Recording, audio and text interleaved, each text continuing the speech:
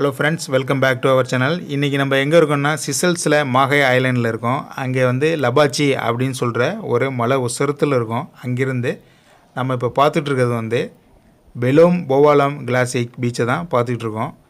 எவ்வளோ அழகாக இருக்குது பாருங்கள். நல்ல மலை உசரத்துலேருந்து நம்ம பார்த்துட்ருக்கோம்.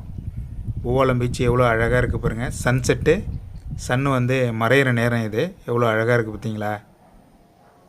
எவ்வளோ அருமையாக சூப்பரான இடம் இது.